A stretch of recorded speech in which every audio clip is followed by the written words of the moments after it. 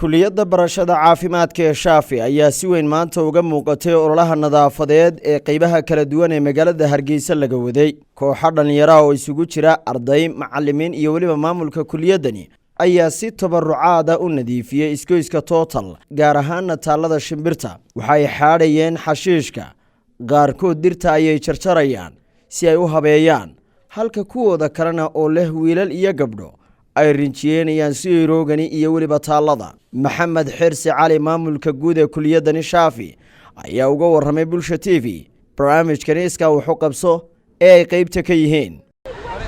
Waxaan ku sugannahay Siirooga Total ama Dumbuluq sida hadba loo garan og yahay.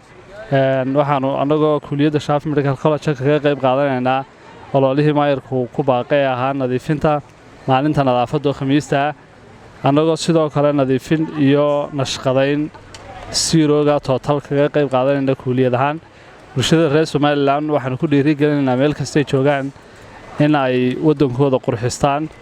waxa weeye qof waliba wuxuu qaban karo oo qabto xirfad kastoo la qabanayana in ehelkeeda ama cidda markaas ehelka oo loo daayo. anagu institution ahaan maadaama institution caafimaad waxaanu maadaama aanu caafimaad bixino adeegaygu caafimaad yahay khashinka inaanu la dagaalano wixii khashin mar walba ka shaqeyno dadka ka wacyigelinay mas'uuliyadeedu tahay.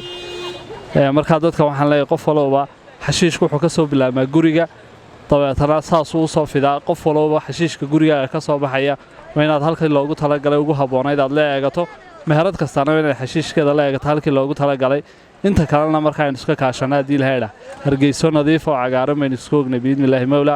qaar ka mid ah ardayda iyo waliba macallimiinta kuliyadani oo iyaguna dhankooda si wadaninimo leh ugu dheeraaday dadaalka iyo waqtiga ay u horeen nadiifinta magaaladooda.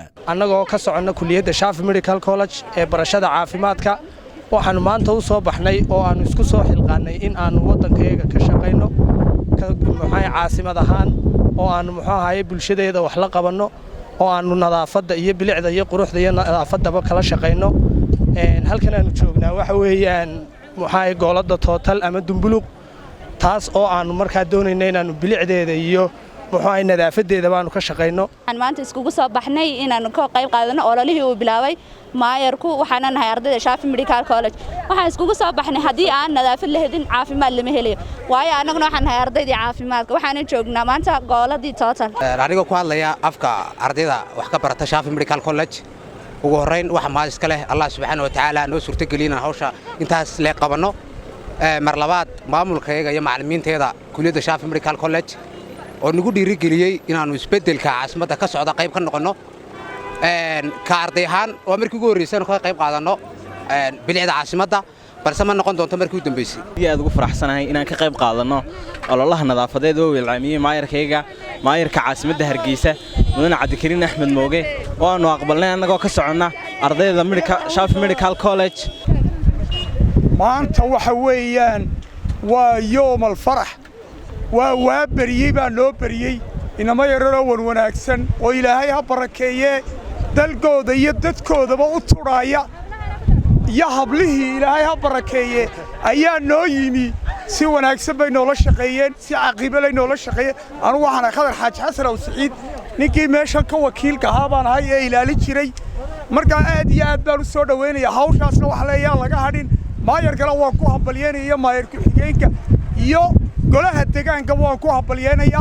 Maxamed Cabdi Qalinle, muqbahiyaha Bulsho, Hargeysa.